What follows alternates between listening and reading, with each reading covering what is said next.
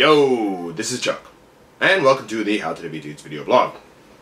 So this video blog goes out to JetRider11 and Made by Mindplay, who both asked me the question, Chuck, how do I go about training when I don't have a partner at home?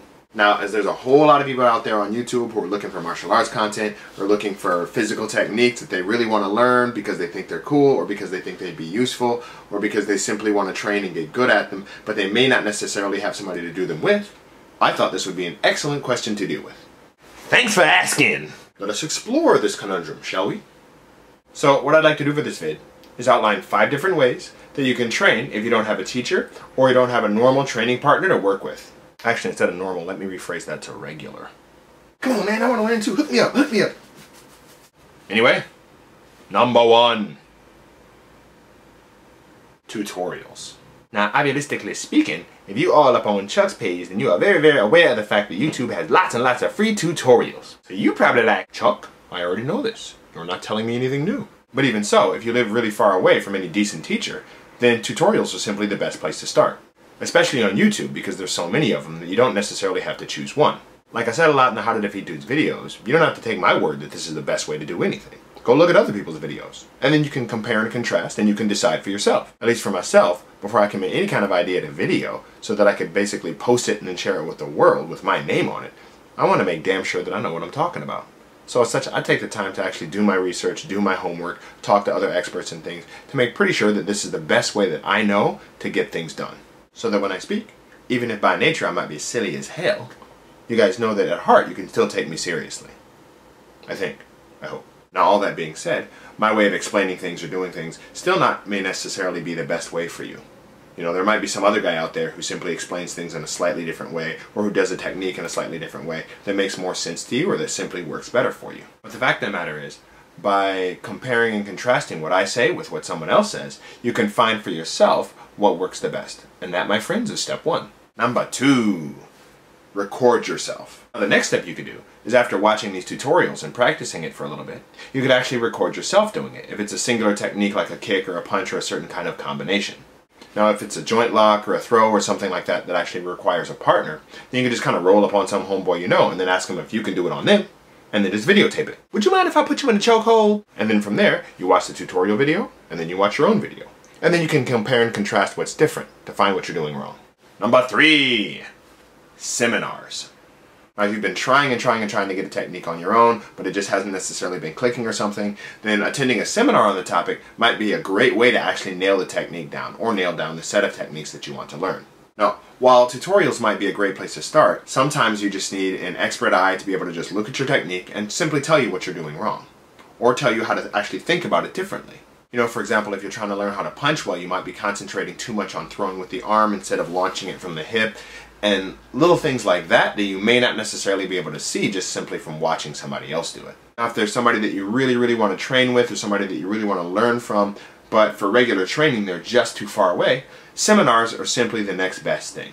Either you can just set out a block of time that you can just travel out there when they're having some kind of a seminar, or if it's a seminar, then they may actually be coming to your hometown, in which case all you have to do is attend. Then once you've had the seminar, you've had a lot of stuff fixed, from there you can basically take what you've learned home and just continue to work on it by yourself. And to keep practicing it and fixing it according to what an expert has told you, and generating all kinds of new questions until the next seminar. At which point you repeat the process. Takes a whole lot longer that way, but it's better than nothing.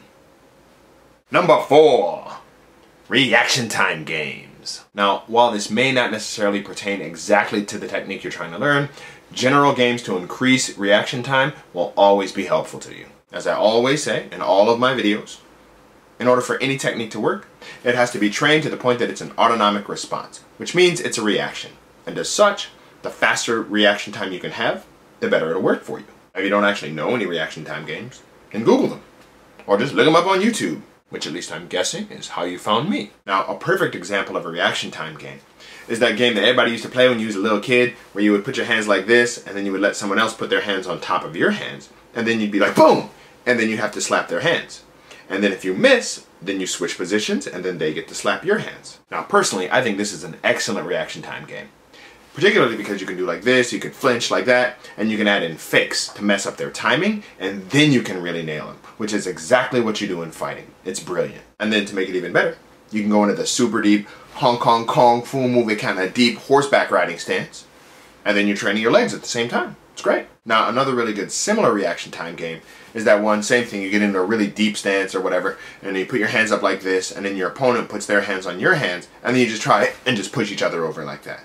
While the last reaction time game I talked about was really good for building up responses from a kind of visual feed or visual cues, this one is really good for building up responses from a tactile feed or from tactile cues. Meaning that you're basically figuring out how and when to apply force based on how your opponent physically feels while you're touching them. You're looking at the kind of ebb and flow of their body movements, and you're figuring out, when they're weak and when they're strong, when they're applying force and when they're not, and you're adapting to it. In Wing Chun Kung Fu, that's really important. In Tai Chi, that's really important. And I would venture a guess that it's probably really important in kind of ground fighting scenarios as well. Any kind of scenario where you're physically tied up or you're physically touching them, having that kind of sense can be really, really useful. And as such, 'tis a great way to train. Now, another nice little reaction time thing you can do is if you have a light in your house somewhere that's got like the cord hanging down with like a little weighted ball at the end, is you can just hit that and then let it swing up and then just watch it come and just watch it come and watch it come and get it as close to your nose as you can before you move your head out of the way. Now granted, that little ball isn't going to come at you at anywhere near the speed that a punch will, but in effect you're doing the exact same thing. Because if you're really fighting someone, they're going to come at you with committed techniques. So what you want to do is you want to let that technique come as close as humanly possibly can so that they stay committed to it, and then you get just out of the way so that you're still in range, boom, to counterattack yourself. Number 5. Now, personalistically speaking, this is what I feel is the single best way to learn or master any technique, and that's to teach it to someone else. The things that I've come to learn from teaching martial arts for so long is that actually teaching a technique in a lot of ways requires a much greater understanding than just being able to physically do it. Because when you're doing the technique or you're actively using the technique all the time, you know it in muscle memory. But the fact of the matter is when you're trying to teach it to someone else, you have to understand it intellectually as well, so that you can convey the idea and the philosophy of the technique to them.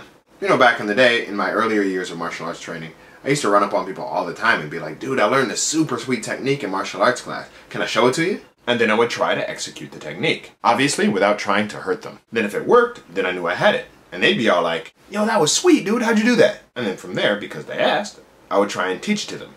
And then they would start asking me all these questions about all these things that I'd never had to think about because their mind simply works differently than my mind, and they were picking up on things or taking note of things that I didn't think about. And if it didn't work, then I knew that I didn't quite have the technique yet. Again, to sum it all up beautifully, I think there's 5 ways that you can train yourself when you don't actually have a regular partner to work with.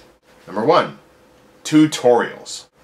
Number 2, videotaping yourself. Number 3, seminars. Number 4, reaction time games. And number 5, teach it to someone else. Granted, guys, all 5 of these things are kind of separate things. But it's my hope in that sharing all 5 with you that you'll actually do all 5. Because if you really want to master a technique, that's probably what it's going to take. Just changing how your body responds to something takes quite a lot of time. And then training that particular response so that it can best someone else's reaction time is even harder. But that doesn't mean in any way that it's impossible. It just takes a whole lot of time and a whole lot of effort. If you're really, really serious about learning something, whether it be Taekwondo, whether it be Capoeira, whether it just be some particular technique, then the best advice that I had to give is simply to go to the source, man. Now, when I was in high school, what I wanted to be really, really good at was Olympic Taekwondo. I wanted to be sweet. And my best friend, who was also a Taekwondo guy, he went to Korea, and then when he came back, he was sweet. So then I thought, all right, well, that's it then. I'm gonna just go to Korea and get sweet too. Please don't feel as though you're tied down to the area that you're geographically living in. If you're a high schooler or a university student, there's study abroad. If you're a working professional, there's English teaching. If you're neither of the above, there's volunteer work. There's just tons and tons and tons of ways to efficiently travel to get someplace that you want to be so that you can train there. Or with a whole lot of schools, if you just hit them up and you call and you're like, dude, I really, really want to come and train under you, or I really want to come and train at this school, what can I do? And in the least, they'll have lots of advice for ways that you can get there. I knew one person who went to Korea to train, and he just slept on the floor of the dojang that he wanted to train in. And then in exchange for private lesson time from the person that he really wanted to learn from, he would just clean the dojang and then also occasionally translate love letters into English for him. After he got back from Korea, he went on to become a national champion, by the way. So anyways, guys, the point that I'm making is that if you're really, really committed to learning this stuff, you will find a way and you will figure it out. So don't give up. Just keep trying. That's all that I had to say for this blog. As always, if you have any other questions, hit me up! just drop something in the comment section and I'll get back to you as soon as I can. As always, thanks for watching and hope to see you next time. Yosh!